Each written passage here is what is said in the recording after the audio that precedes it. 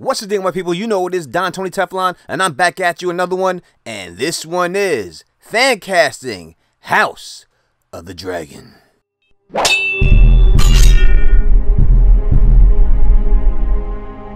Welcome back to another House of the Dragon video, and if it's your first time here, please subscribe and become a member of the Teflon Don Mafia for more content on House of the Dragon and your chance to win great prizes. And if this video does hit 400 likes, I will give away 2 months free Netflix or an Amazon gift card, whatever you choose, to a subscriber who commented on this video. Now, since we know they have started the beginning phases of casting for House of the Dragon, but no casting news has been released yet, I thought that it would be fun if we casted this cast for HBO. Maybe George R.R. Martin or some of these people, if these videos get enough view, will take a look at them and maybe we can get some of our picks. So I will go through all of the main cast that I do believe will be in House of the Dragon and cast them in these videos. And in the comment section, I want to know who you think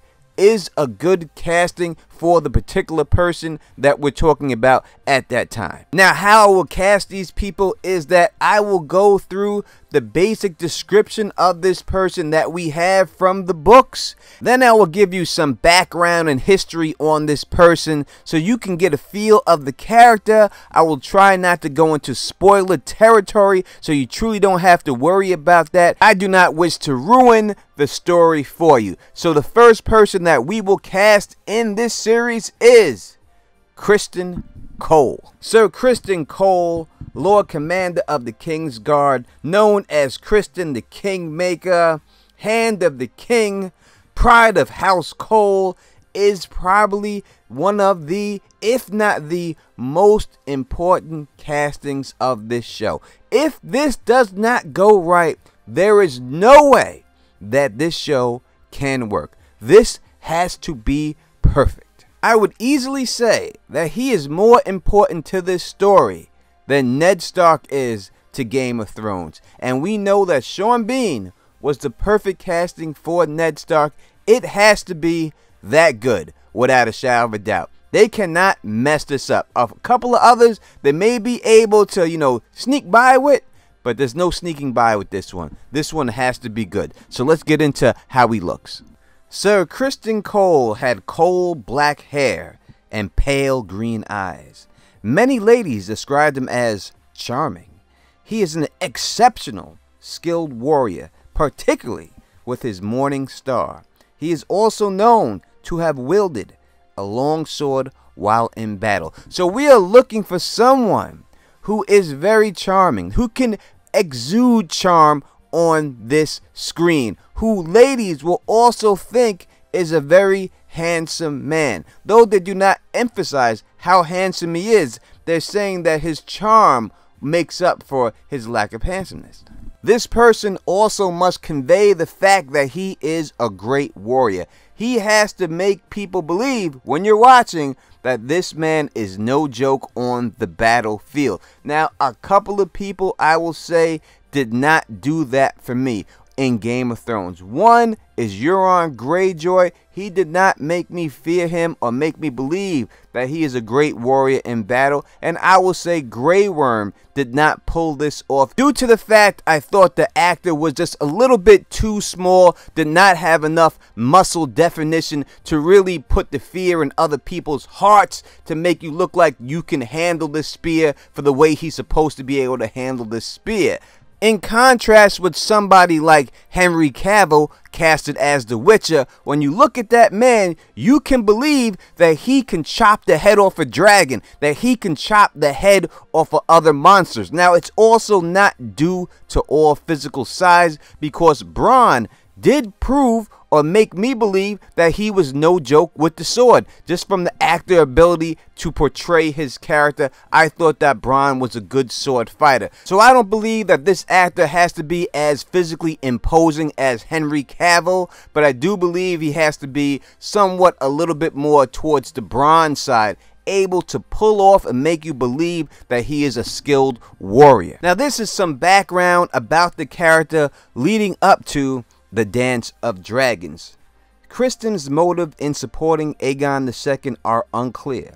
Some say that he acted from ambition, as Aegon was more controllable than his willful half-sister Rhaenyra. Indeed, Aegon II eventually did raise Criston Cole to the office of Hand of the King. However, some say Rhaenyra spurned him, adding a personal dimension to the conflict.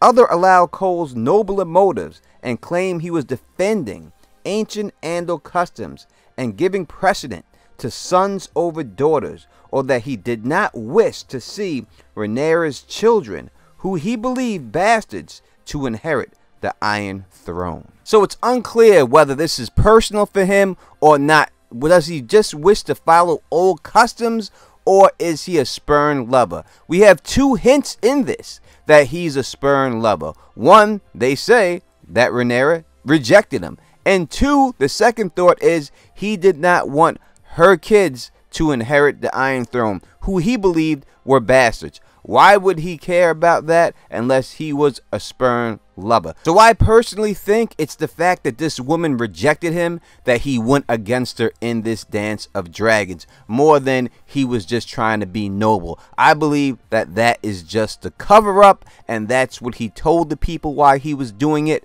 but in reality he was just a spurned lover. That's why he tried to keep the Iron Throne from her. Now Septon Houston says that Criston slipped into Rhaenyra's bedchamber to confess his love, offering to abscond with her to one of the free cities, where he would pledge his sword to some merchant prince.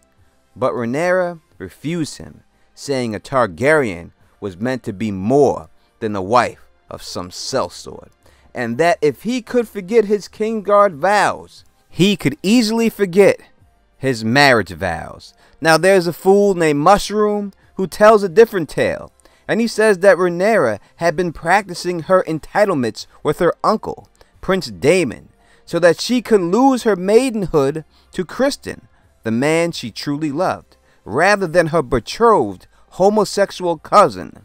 However, in the White Sword Tower, she failed to seduce Sir Criston Cole. However, the Sperm Princess took solace in Sir Strong.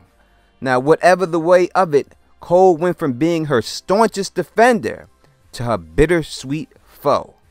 Now, who dissed who is truly up to you. This is some real he say, she say shit, some high school shit. We don't truly know the facts, but we do know something went down. Now, who do you think is the one who dissed the other? Please put that in the comment section, because that truly is something that's important about this character's motivation and story arc. Because if he was the person who got dissed, it makes a lot of sense why he would hate on her so much. If he dissed her, why would he be hating on her the way he's hating on her?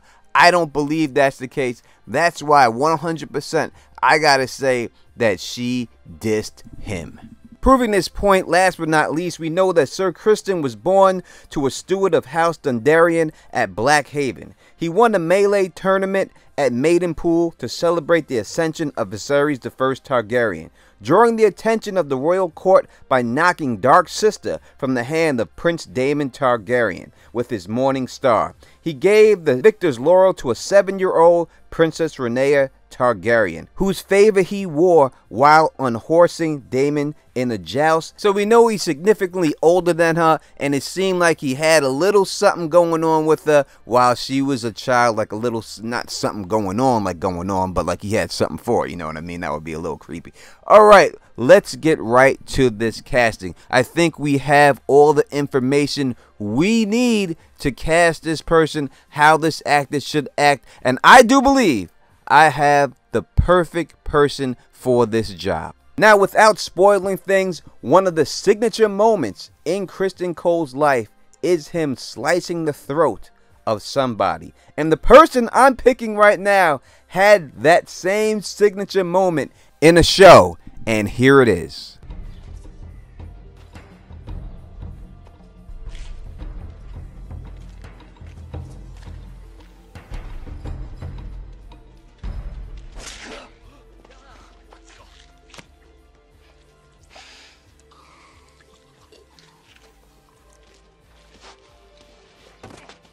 All the things that we have talked about.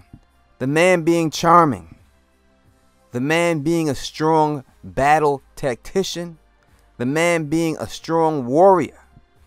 The man being in some form of like love triangle. All of these things happened to this man when he played Mark Antony in Rome. And I'm talking about the one and the only James Purefoy. This guy is the perfect person to play Criston Cole. I dare anybody to challenge that and put someone better for this part in the comment section. Please do that. I would love to see it because this guy does the job. He checks all the boxes. Everything you would want from Sir Criston Cole, this guy can pull it off. Whether it's scheming, whether it's sex appeal, whether it's being charming, whether it's just being a great warrior. He has proven that he can do all these things in the Rome series. That is my pick for Criston Cole. You tell me in the comment section who you think should play this role. HBO, listen to me, cast this man. I would not steer you wrong. And make sure that you subscribe, hit that thumbs up, because again, if we hit 400 likes, I will give away a gift to a person who subscribed and leaves a comment on this video. So if you like the way I do this, please subscribe, click that bell, so you can be notified every time I drop a new Game of Thrones video. And make sure you subscribe to the Lady and the Don podcast. And until next time, you know who it is. Peace and stay sexy.